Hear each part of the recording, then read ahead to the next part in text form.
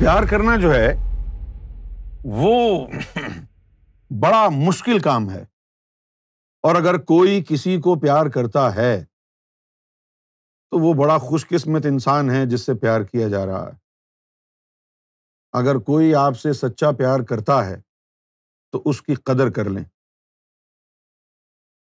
دنیا میں پیسہ بھی مل جاتا ہے، دنیا میں شہرت بھی مل جاتی ہے، سب کچھ مل جاتا ہے، لیکن دنیا میں ایک چیز بہت ہی چیدہ چیدہ لوگوں کو ملتی ہے، اور وہ ہے کسی کا سچا پیار۔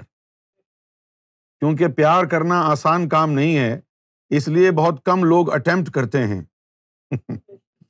زبان سے دعوے کرنا تو بہت آسان کام ہے، زبان سے دعوے کر لینا تو بڑا آسان کام ہے، لیکن حقیقی طور پر کسی سے محبت کرنا، کسی سے پیار کرنا، یہ ایک بڑا یعنی پاکیزہ ایک عمل ہے۔ اور یہ ایک ایسا عمل ہے کہ اگر آپ کو کسی انسان سے سچی محبت، سچا پیار ہو جائے، پاکیزہ محبت ہو جائے، تو یوں سمجھ لیں کہ آپ کا آدھا روحانی سفر طے ہو گیا۔ کیونکہ اگر آپ کے دل میں کسی انسان کے لیے سچا پیار ہے نا، تو یہ پیار آپ کو اللہ کی محبت تک ضرور لے کے جائے گا۔ پیار جو ہے، کیونکہ پیار ہے ہی رب کا راستہ۔ اگر یہ پیار انسان سے بھی ہو جائے تو بھی یہ پیار مقدم ہے، مقدس ہے۔ اگر یہ پیار انسان سے بھی ہو جائے تب بھی یہ پیار جو ہے مقدس ہے۔ اس کو روحانیت میں کہا جاتا ہے عشق مجازی، اور اس کو اردو میں کہا جاتا ہے رومانوی محبت۔ رومانوی محبت، یہ جو رومانس ہے انگریزی کا لفظ، یہ اردو کے لفظ رومان سے ہی نکلا ہے۔ رومان انگریزی میں کہتے ہیں رومانٹک، اور اردو میں کہتے ہیں رومانوی۔ جیسے کہ مثالیں ہیں نا، جیسے کہ قیس اور لیلیٰ کے درمیان تھا، قیس اور لیلیٰ جو تھے ان کے درمیان پاکیزہ محبت تھی، پاکیزہ عشق تھا، پاکیزہ محبت۔ قیس جو تھا وہ لیلیٰ کے عشق میں مجنوں ہو گیا تھا، پاگل ہو گیا تھا، دیوانہ ہو گیا تھا، اور بس اسی کا نام لیتے لیتے سڑکوں پر، کھیت کھلیانوں میں، صحراؤں میں بھٹکتا پھرتا تھا۔ قیس ایک صحرا سے گزر رہا تھا تو ایک آدمی پیچھے دوڑ کے آیا قیس کے پاس، کہنے لگا کہ کیا دیوانے ہوئے ہو؟ میں نماز پڑھ رہا تھا، تم میرے سامنے سے گزر گئے، تم نے نماز کا ادب نہیں کیا۔ تو قیس نے کہا کہ بھائی میں تو لیلیٰ کے عشق میں دیوانہ ہو گیا ہوں، مجھے نظر ہی نہیں آیا کہ تم کھڑے ہو کے نماز پڑھ رہے ہو، میرا دھیان تو لیلیٰ کی طرف تھا، معاف کرنا، مجھے نظر ہی نہیں آیا، نظر نہیں آئے تم۔ لیکن تم یہ بتاؤ، تم تو اللہ کی عبادت میں تھے، تمہیں مجنوں سامنے سے گزرتے ہوئے نظر کیسا آیا؟ میں لیلیٰ کے عشق میں ہوں اور مجھے تم نظر نہیں آئے کہ نماز پڑھ رہے ہو، تم تو اللہ کی عبادت میں تھے، تم کو سامنے سے گزرنے والا مجنوں نظر کیسے آ گیا؟ جاؤ اپنی نماز درست کرو۔ تو یہ پاکیزہ عشق تھا نا۔ ہمارے مولوی تو یہ کہتے ہیں کہ عورت اور مرد ایک دوسرے سے محبت نہیں کر سکتے، یہ غلط بات ہوتی ہے، لیکن محمد رسول اللہ نے تو بی بی خدیجہ سے محبت کی۔ آپ کی جو زوجہ محترمہ تھیں خدیجۃ الکبریٰ، انہوں نے حضور سے محبت ہی کی، ورنہ ان کی عمر 40 سال تھی اور حضور کی عمر 25 سال تھی۔ وہ تو بہت بڑی تاجر تھیں، ان کے پاس تو بہت پیسہ تھا، اور حضور کے پاس کوئی مال و متاع نہیں تھا۔ اگر محبت کی وجہ سے شادی نہیں ہوئی تھی تو پھر کس وجہ سے ہوئی تھی؟ کیا اس وجہ سے ہوئی تھی کہ وہ مالدار خاتون تھی؟ نہیں نا، تو یہ محبت ہی تو تھی نا۔ اللہ تعالیٰ نے منع نہیں کیا ہے کہ تم انسانوں سے محبت نہ کرو، اللہ تعالیٰ نے منع کیا ہے انسانوں سے غرض والی محبت نہ کرو، جھوٹی محبت نہ کرو، کسی کو لوٹنے والی، دھوکہ دینے والی محبت نہ کرو، کسی کی جسمانی خوبصورتی کی وجہ سے اس سے محبت نہ کرو، کیونکہ جب جسمانی خوبصورتی ڈھل جائے گی تو وہ محبت بھی ڈھل جائے گی۔ جس سے محبت ہو ایسی ہو کہ قیامت تک اس کا رنگ نہ اترے، وہ محبت اللہ سے ہو یا انسان سے ہو، وہ محبت انسان سے ہو یا اللہ سے ہو، پاکیزہ محبت ہو۔ بھئی ایک حدیث شریف میں آیا ہے، نبی پاک صلی اللہ علیہ وسلم نے فرمایا کہ اپنے کسی مسلمان بھائی کے لیے مسکرا دینا بھی صدقہ ہے، مسکرا دینا بھی صدقہ ہے۔ اچھا میں آپ کو بتاتا ہوں نبی پاک صلی اللہ علیہ وسلم کے دور میں کیا ہوتا۔ نبی پاک صلی اللہ علیہ وسلم کے دور میں یہ ہوتا، صحابہ کرام بیٹھے ہوتے اور کوئی صحابی کبھی ابو ذر غفاری کو ٹکٹکی باندھ کے دیکھ رہا ہوتا، کبھی مولا علی کو کوئی صحابی ٹکٹکی باندھ کے دیکھ رہا ہوتا، ٹھیک ہے نا، کبھی طلحہ بن زبیر کو کوئی ٹکٹکی باندھ کے دیکھتا۔ تو حضور نبی پاک صلی اللہ علیہ وسلم یہ تمام مناظر ملاحظہ فرماتے اور متوجہ ہوتے، اور آپ پھر اس کو بلا کے کہتے یہاں آؤ، تم اس کو کیوں دیکھ رہے تھے اتنا گھور گھور کے؟ تو وہ بندہ، وہ صحابی حضور کی بارگاہ میں عرض کرتا کہ یا رسول اللہ، میں اس کے لیے اپنے دل میں محبت محسوس کرتا ہوں۔ تو حضور صلی اللہ علیہ وسلم فرماتے کہ جا اپنے اس بھائی کو، مومن کو بتا کے آ کہ تو اس سے محبت کرتا ہے، جا اس کو بتا کے آ کہ تو اس سے محبت کرتا ہے۔ یہی وجہ تھی کہ آپ صلی اللہ علیہ وسلم نے اس نشست میں یہ فرمایا کہ حب فی اللہ بغض فی اللہ، اللہ کے لیے محبت کرو اور اللہ ہی کے لیے بغض رکھو۔ تو انسانوں کو تو اللہ اور اس کے رسول نے محبت کرنا سکھایا ہے، صرف یہ نہیں سکھایا کہ نبی سے محبت کرو اور اللہ سے محبت کرو بس، انہوں نے یہ بھی سکھایا ہے کہ انسانوں سے محبت کرو، اور جو انسان سے محبت نہیں کر سکتا وہ اللہ سے کیا محبت کرے گا؟ اگر تو انسان سے محبت نہیں کر سکتا تو تو اللہ سے کیا محبت کرے گا؟ ایک حدیث شریف میں آیا کہ اگر تو انسان کا شکریہ ادا نہیں کر سکتا تو اللہ کا شکر ادا کیسے کرے گا؟ لہذا انسانوں سے محبت اللہ کی خاطر، یہ بھی ایک ایسا فریضہ ہے، ایک ایسا عمل ہے جو ہماری جو سوسائٹی ہے اس کا تزکیہ کرتا ہے، اس کو طاہر بناتا ہے ہمارے معاشرے کو۔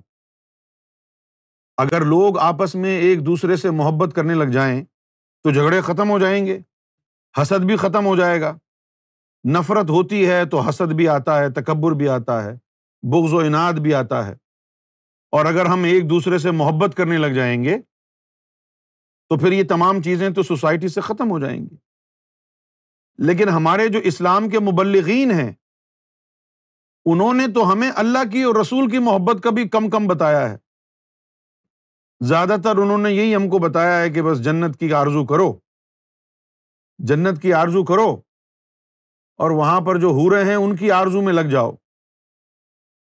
لہٰذا بائے ہک اور کروک لوگ جنت میں جانا چاہ رہے ہیں، اسلامی طریقہ ہو یا غیر اسلامی، جنت میں جانے کے لیے بے قرار ہیں مولوی، بھلے وہ طریقہ اسلامی ہو یا غیر اسلامی۔ اب یہ کون سا طریقہ ہے جنت میں جانے کا کہ آپ جو ہے دہشت گرد بن جائیں، ٹیررسٹ بن جائیں، ٹھیک ہے نا، اور جہاد کی آڑ میں، جہاد کے نام پہ معصوم مسلمانوں کا قتل عام کریں، معصوم انسانوں کا قتل عام کریں۔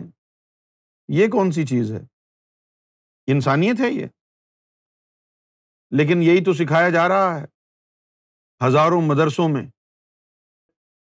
کہ یہ شیعہ ہیں، یہ کافر ہیں، یہ بریلوی ہیں، یہ بھی کافر ہیں، یہ صوفی ہیں، یہ بھی کافر ہیں۔ ان کو مسلمان نہیں سمجھنا، مارو ان کو۔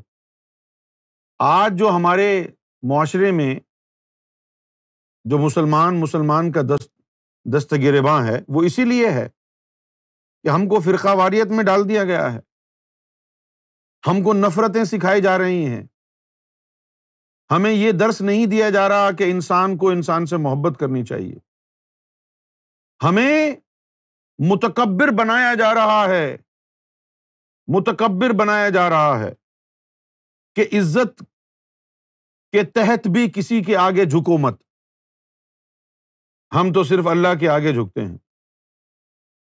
اس سلوگن کے پیچھے نہ جانے کیسے کیسے مظاہر ہیں ان کی نفرت کے، لوگوں میں تکبر پیدا کیا جا رہا ہے، اکڑ پیدا کی جا رہی ہے، اور صوفی محبت سکھاتا ہے،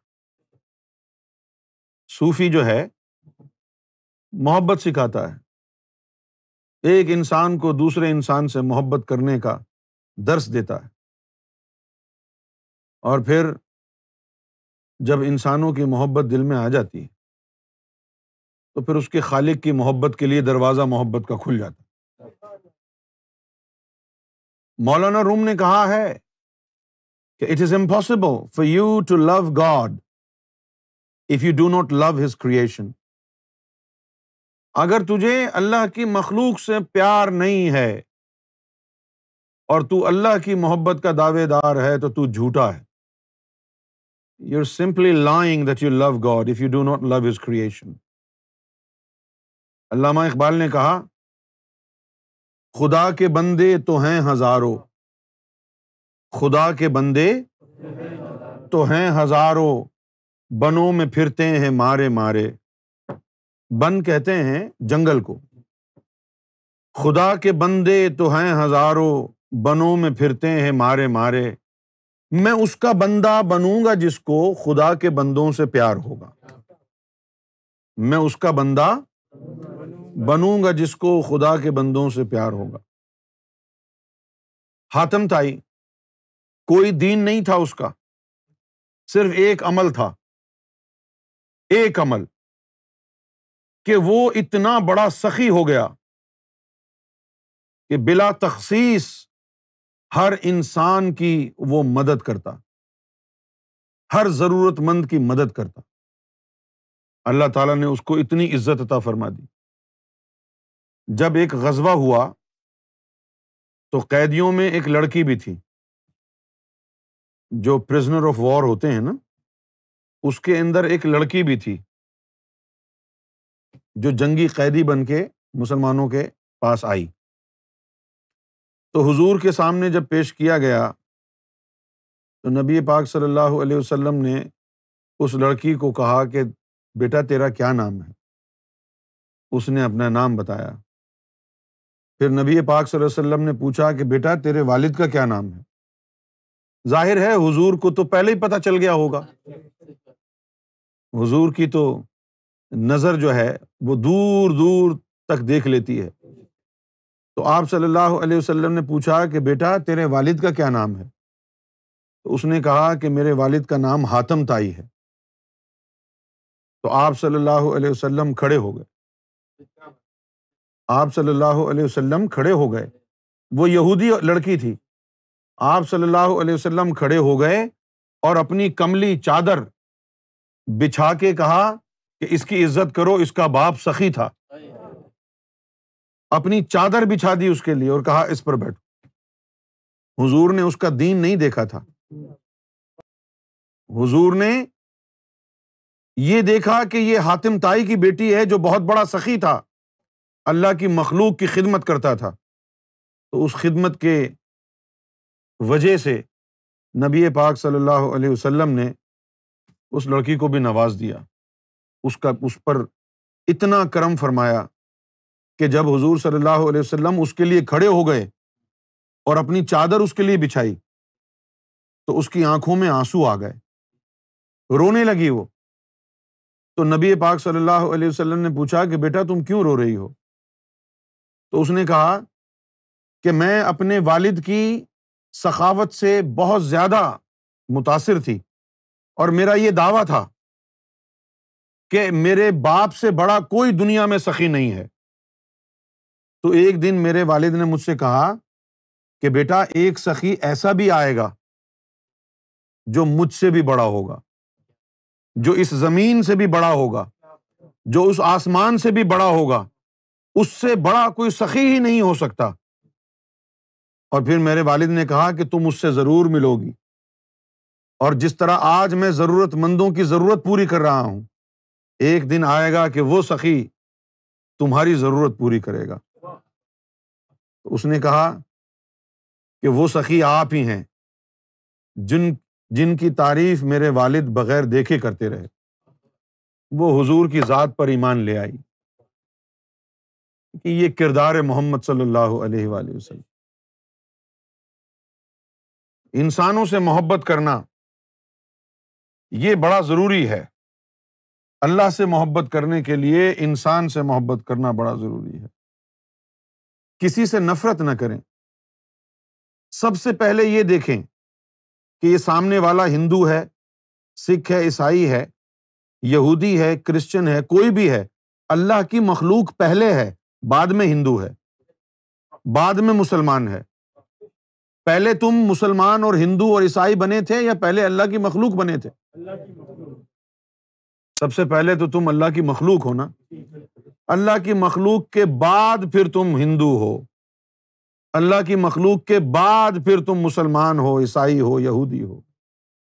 لہذا ساری انسانیت سے جو ہے محبت سیکھیں، آپ محبت کریں یہ جان کر کہ یہ اللہ کی مخلوق ہے، اور اللہ سے محبت کرنے والا کسی انسان سے نفرت نہیں کرتا، کسی سے بغض نہیں پالتا، سب سے محبت کرتا۔ ہو سکتا ہے کہ آپ کے دل میں انسانوں کے لیے جو یہ محبت پیدا ہو تو اللہ رب العزت اس کے صلے میں تمہیں اپنی محبت سے نواز دے۔ جیسا کہ علامہ اقبال نے کہا کہ خدا کے بندے تو ہیں ہزاروں، بنوں میں پھرتے ہیں مارے مارے، میں اس کا بندہ بنوں گا جس کو خدا کے بندوں سے پیار ہوگا۔ محبت جو ہے وہ ایک ایسا جذبہ ہے جو انسان کو اور رب کو جوڑ دیتا ہے۔ کبھی کبھی آپ کو رب سے محبت ہو جاتی ہے تو اس کی وجہ سے اس کی مخلوق سے خود بخود پیار ہو جاتا ہے۔ کیا خیال ہے؟ کئی ولیوں نے کہا کہ جب ہمیں اللہ سے محبت ہو گئی اس کے بعد خود بخود اللہ کی مخلوق سے پیار ہو گیا، محبت ہو گئی۔ اور کبھی کبھی ایسا بھی ہوتا ہے کہ کسی انسان کو اللہ سے کے بندوں سے محبت ہو جائے تو جب اللہ دیکھتا ہے کہ یہ میری مخلوق سے محبت کرتا ہے تو اللہ اس سے خود محبت کرنے لگ جاتا ہے۔ جیسا کہ ہمارے پاکستان میں ایک عظیم شخص گزرا ہے، عبدالستار ایدھی۔ کون گزرا ہے؟ اس نے انسانیت کی خدمت کی، اور انسانیت کی خدمت کے صلے میں اللہ تعالیٰ نے اس کو اپنی محبت سے نواز دیا۔ عبدالستار ایدھی اپنی محبت سے نواز دیا۔ کیسا جذبہ ہوگا اس انسان کا کہ جو یتیموں کو، لاوارثوں کو کھانا کھلانے کے لیے خود سڑک پر چل کے بھیک مانگتا رہا، اللہ کی مخلوق کے لیے بھکاری بن گیا۔ جو اس کے دل میں رب نے کیا رکھا ہوگا جو اللہ کی مخلوق کے لیے بھکاری بن گیا ہو۔ اپنے لیے تو سبھی کرتے ہیں نا، وہ بندہ اللہ کی مخلوق کے لیے بھکاری بن گیا۔ اللہ تعالیٰ ایسے لوگوں سے پیار کرتا ہے جو انسانیت کی بے لوث خدمت کریں، محبت کریں۔ اچھا، دعویٰ ہمارے سیاستدانوں کا بھی یہی ہے کہ ہم انسانوں کی خدمت کر رہے ہیں، لیکن یہ جھوٹے مکار لوگ ہیں۔ انسانیت کی خدمت جو کر رہا تھا نا، اس کا نام تھا عبدالستار ایدھی۔ ایسا بلند کردار کا مالک شخص۔ اللہ یہ نہیں دیکھتا کہ تو نے کتنی نمازیں پڑھی ہیں، وہ تو مالک ہے یوم جزا کا، یوم محشر کا مالک ہے۔ جس پر اس کا دل آ جائے، جس کو وہ چاہ لے، اسے نواز دیتا ہے۔ ایسی ہستیاں ہوتی ہیں۔ میں تو سمجھتا ہوں کہ عبدالستار عیدی اس دور کا، ہمارے دور کا حاتم طائی تھا، ہمارے دور کا حاتم طائی تھا۔ تو اللہ کے بندوں سے محبت کریں۔ جب اللہ کے بندوں سے محبت کرتے رہیں گے آپ، تو اللہ تعالیٰ بھی آپ سے محبت کرنے لگے گا۔ اور پھر اب یہ ایک روحانی علم بھی ہے ہمارے پاس، جس کے ذریعے لوگوں کے دلوں میں اللہ کی محبت داخل ہو جاتی ہے۔ لیکن جب محبت داخل ہو جاتی ہے تو پھر ہم کیا کہتے ہیں کہ اب اور لوگوں کو اللہ کی طرف لگاؤ۔ جب لوگوں کو اللہ کی طرف لگاؤ گے تو اللہ تعالیٰ تم سے مزید پیار کرے گا کہ ان کو میری مخلوق سے محبت ہے۔ اگر یہ ذکر جاری ہونے کے بعد اب آپ اپنے گھر بیٹھ جائیں گے تو پھر اللہ تعالیٰ کو کوئی زیادہ خوشی نہیں ہوگی۔ اللہ تعالیٰ کو خوشی تب ہوگی کہ یہ نعمت جو تم کو ملی ہے، یہ نعمت اللہ کی مخلوق تک بھی پہنچاؤ۔ نہ جانے کتنے ہزار لاکھ لوگ ہیں جو اللہ سے محبت کرنا چاہتے ہیں، لیکن ان کو راستہ نہیں ملا، وہ مذہبوں میں اٹک گئے، فرقوں میں اٹک گئے، مولویوں کی باتوں میں آ کے ان کے خیالات منتشر ہو گئے، اور بس صبح شام وہ اللہ کو ڈھونڈ رہے ہیں، لیکن اللہ کا سراغ ان کو نہیں مل رہا ہے۔ تمہارے اس پیغام کی انسانیت کو ضرورت ہے۔ یہ پیغام دنیا کے دلوں تک پہنچانا اتنا بڑا کام ہے کہ اس کے مقابلے میں کوئی دوسرا عمل آپ کا ایسا نہیں ہو سکتا جو اللہ کو اس عمل سے زیادہ جلدی راضی کر دے۔ اللہ کی نظر میں سب سے بہترین عمل یہ ہے کہ جو اللہ کی محبت حاصل کرنے کے لیے بلک رہے ہیں، تڑپ رہے ہیں، ان کو اللہ سے ملا دیا جائے۔ یہ کام کرنے کے لیے آپ کو کوئی باہر نہیں جانا۔ سوشل میڈیا پر بیٹھ کے بھی آپ لوگوں کو سمجھا سکتے ہیں، اس مشن کی طرف راغب کر سکتے ہیں۔ اب تک آپ کو یہ اندازہ تو ہو گیا ہوگا کہ ہمارا کوئی مالی مفاد نہیں ہے، ہمارا کوئی مالی مفاد نہیں ہے، نہ کوئی ہم کسی سے پیسے لیتے ہیں، نہ کوئی چندہ لیتے ہیں، نہ ہمیں اس کی ضرورت ہے، کیونکہ یہ جو کچھ بھی ہم کر رہے ہیں یہ ہم رب کو راضی کرنے کے لیے کر رہے ہیں۔ یہ ہمارا بزنس نہیں ہے، یہ لیبر آف لو ہے، یہ کوشش ہے رب کو راضی کرنے کی۔ بہت سے لوگوں نے دین کو اپنا پیشہ بنا لیا ہے، ان سے آپ کو خطرہ ہے، لیکن جو دین کا کام رب کو راضی کرنے کے لیے کرتے ہیں وہ مخلوق کے آگے ہاتھ نہیں پھیلاتے۔ رب ان کو اپنے خزانہ غیب سے دیتا ہے، وہ کسی کے محتاج نہیں ہوتے۔ اللہ والا وہ ہے جس کی دعاؤں سے تیرا دامن بھرتا ہے، تو کیا اس کا دامن خالی ہوگا جس کی دعا سے تیرا دامن بھرتا ہو؟ تو یاد رکھیں، اللہ والا کبھی ہاتھ نہیں پھیلائے گا تیرے آگے۔ اللہ والا وہ ہمیشہ دے گا، تجھ سے مانگے گا نہیں، لے گا نہیں۔ اگر وہ اللہ والا ہے تو انسان کے آگے ہاتھ کیسے پھیلا سکتا ہے؟ اور جو پھر جس کی نظر تمہاری جیبوں پر ہوگی وہ اللہ والا نہیں ہوگا، وہ ڈالر والا ہوگا، وہ پاؤنڈ والا ہوگا، اس کی نظر تمہارے دل پر نہیں تمہاری جیب پر ہوگی۔ اور جو واقعی اللہ والا ہوگا نا، اس کی نظر تمہارے دل پر، تمہاری روح پر ہوگی۔ یہ آپ نے دنیا میں دیکھنا ہے۔